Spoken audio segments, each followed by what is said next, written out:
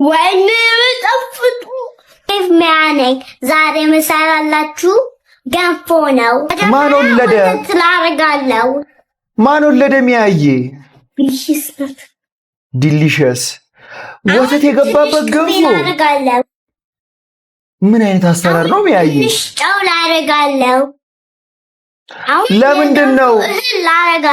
ለምንድን ነው ወተቱን ላረግሽው? ለምንድን ነው ያላረግሽው? እናቀላቅለዋለን። ወተት በገንፎ ነው ቀምሼ ማለት አቀላቅለዋለሁ፣ ላበስለዋለሁ። ድስቴ ውስጥ አድርጋለሁ፣ ላገንፈዋለሁ። እንዳይጓግላችሁ ቶሎ ቶሎ እናገንፈዋለን። ላገነፈዋለሁ።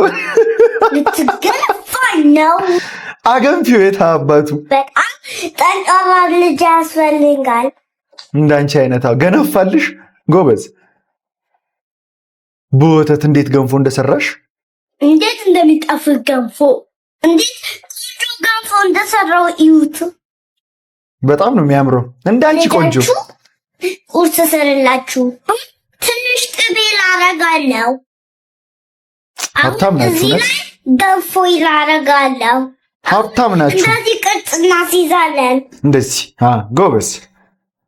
አነቃንቂ ጎበዝ። አሁን ቅቤና በርበሬ ላረጋለሁ። አረ ቅቤው እንዴት ነው? ሰለሞት ነው። እናት ሚጥሚጣ አርጉ ፈነጋችሁ። አሁን ቅቤን በጣም ነው የምትወጂው። እንደዚህ እርጎ አስተካክያለሁ። አይ ሙያ የሚያምር እዩት።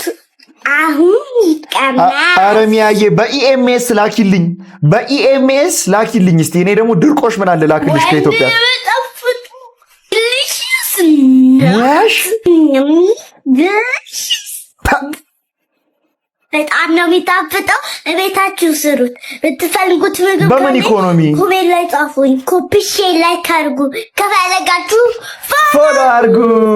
ባይ ባይ። ሚያዬ ግን ተፈለጋችሁ ቤታችሁ ስሩት ያልሽውን ነገር አሁን እኮ አንቺ የተጠቀምሽው ለዚህ ምግብ ብቻ የተጠቀምሽው ቂቤ እኛ ቤት ለአመት ነው የሚበጀተው። ገባሽ? እርጎስ ቢሆን ከየት ይመጣል? እዛ አንቺ የምትኖሪበት ግቢ ውስጥ ዝም ብሎ ደበቅ ያለ ዝም ብሎ ላም አለ ነው። እርጎንም ወተቱንም ቂቤውንም የምታወጡበት ላም ካላችሁ አይነገሩን። በቃ እዚህ ጋር ግን ኢኮኖሚው ገባሽ? ዘ ኢኮኖሚ ኢዝ ኖት ኢኮኖሚንግ